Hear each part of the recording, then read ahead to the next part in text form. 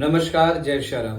आप सभी का हमारे YouTube चैनल पे हार्दिक स्वागत व अभिनंदन है। मैं आचार्य रितेश पांडे, ज्योतिष एवं वास्तु विशेषज्ञ। आज हम बात करेंगे अपने चैनल के माध्यम से पितृदोष क्यों लगता है, क्यों पितृ देवताओं के अतृप्त होने के कारण परिवार में बेवजह कलह, अशांति और साथ ही साथ अकाल मृत्यु होती है, अनावश्यक धन का खर्च होता है। आखिर इसका कारण क्या है? किन कारणों से हमारे दिवंगत पितृ हमें पीड़ा पहुंचाते हैं? आज इस विषय वस्तु पर हम लोग चर्चा करेंगे। बने रहिए इस वीडियो के अंत तक ताकि सही जानकारी इस चैनल के माध्यम से आप सभी को प्राप्त हो सके। और आप सभी से करवत निवेदन है कि आपने अभी तक हमारे चैनल को सब्सक्राइब नहीं किया है तो प्लीज सब्सक्राइब करें, बेल आइकन बटन दबाना न भूलें। साथ ही साथ वीडियो पसंद आने पर इसे अन्यत्र अपने इष्ट मित्रों में शेयर करना ना भूलें। चलिए अब बात करते हैं पितृदोष क्यों लगता है और इसका निराकरण क्या है।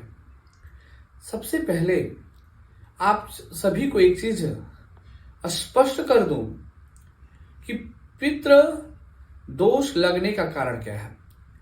बहुत सारे लोग कहते हैं हमारे पूर्वज हमें पीड़ा क्यों देंगे, तो उसका सिंपल सा उदाहरण है, अगर जिसके द्वारा आपको जो धन प्राप्त हुआ है, जो मान सम्मान प्राप्त हुआ है, जो अधिकार प्राप्त हुआ है, उस अधिकार व उस धन का उस व्यक्ति के निमित्त सही उपयोग न करना सबसे बड़ा कारण है। जैसे जिस माता पिता ने आपको जन्म दिया है, जन्म देने का उनका कारण क्या है कि वह देव, ऋषि और पितृ ऋण, 3 प्रकार के ऋणों से मुक्त हो सके।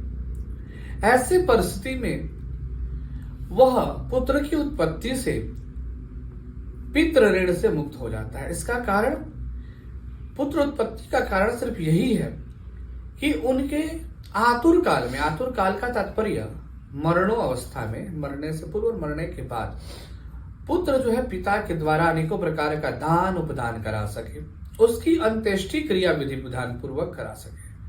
अब बात करेंगे अंत्येष्टि क्रिया किस प्रकार से हो। तो जैसा कि आप सभी सुनते आए हैं प्राचीन काल से कि जब भी कोई व्यक्ति का शरीर पूरा होता है तो उस व्यक्ति के लिए यथोक्त विधि पूर्वक अग्नि दाह क्रिया का विधान दिया गया है। उस समय भी उस शरीर को, उस मृतक शरीर को नाना प्रकार के औषधि स्नान आदि करके और फिर उसे दाह क्रिया के लिए ले जाया जाता है। उस क्रम में अनेक प्रकार का पिंड का विधान दिया गया है, पिंड करने का। उसके पश्चात दाह क्रिया के पूर्व जिसको दाह क्रिया करना है उस संतान को चाहिए सबसे पहले मुंडन कराना, जो कि आजकल लोग नहीं करते हैं। उसके पश्चात 10 दिन तक एक समय भोजन करना व ब्रह्मचर्य का पालन करके भूमि पे शयन करना। इस विधि को लोग जो है इग्नोर करते हैं, नहीं करते हैं। यह कारण है पितृदोष होने का। दूसरा, 10 गात्र के दिन पुनः सपरिवार को मुंडन कराने का विधान बताया गया शास्त्रों में। फिर एकादशा के दिन नारायण बलि या एकोदिष्ट श्राद्ध का विधान दिया गया है, जो लोग नहीं कर पाते हैं। और इन्हीं नियमों को त्यागने के कारण परिवार में प्रेत बाधा उत्पन्न होता है, जिसे हम पितृदोष कहते हैं। पितृदोष का तात्पर्य जो व्यक्ति कुल से चला गया उसके आत्मा को तृप्ति न होना, शांति न मिलना, क्योंकि उसकी जो अंत्येष्टि क्रिया है वो आप विधि पूर्वक नहीं कर पाए हैं, जिसके कारण वह अतृप्त है। अतृप्त होने के कारण वह प्रेत बनता है और प्रेत बनने के कारण वह निर्जन जंगल में वास करता है। तो उसे दुख होता है कि जिस संतान की उत्पत्ति हमने अपने आतुर काल के अंत्येष्टि क्रियाओं को विधि पूर्वक संपादित करने के लिए किया, वह संतान 3 दिन, 5 दिन, 7 दिन में ही उसके निमित्त होम आदि करके फ्री हो जाता है। तो ऐसे परिस्थिति में यह पितृदोष लगता है। और जो आपके दिवंगत पूर्वज हैं वह आपको सुख देने के जगह दुख देना प्रारंभ कर देते हैं, और उस कारण जो है परिवार में आर्थिक पीड़ा, मानसिक पीड़ा, पारिवारिक पीड़ा और साथ ही साथ अकाल मृत्यु होता है। असमय मृत्यु जिसको कहते हैं, वह इन सब कारणों से होता है। अब हम बात करेंगे कि अगर इस प्रकार के जीवन में व परिवार में समस्याएं हैं तो इसका निदान क्या है।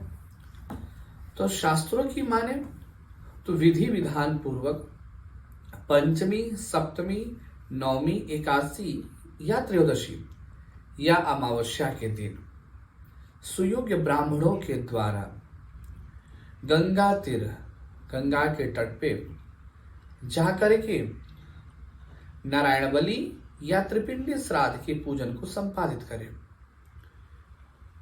जब इस प्रकार की क्रियाओं का आप योग्य ब्राह्मण के द्वारा अनुष्ठान संपादित करते हैं तो इसके द्वारा कुल के जितने भी अतृप्त पितृ होते हैं वह तृप्त होकर आपको पुनः सुख देने लगते हैं।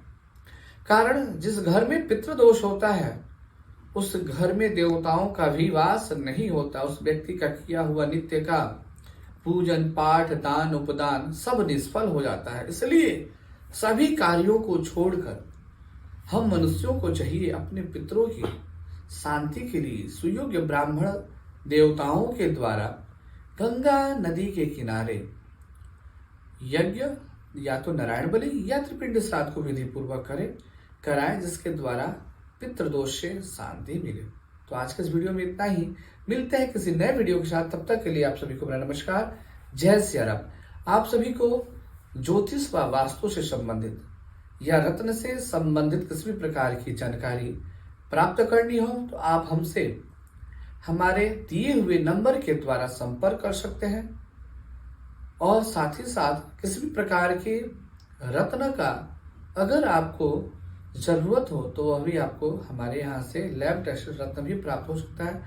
हाथ के द्वारा कुंडली भी आपको हमारे संस्था के द्वारा प्राप्त हो सकता है।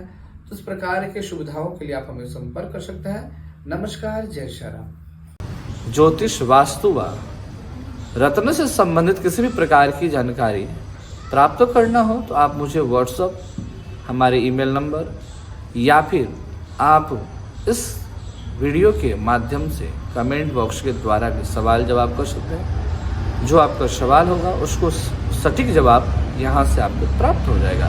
नमस्कार, जय श्री राम।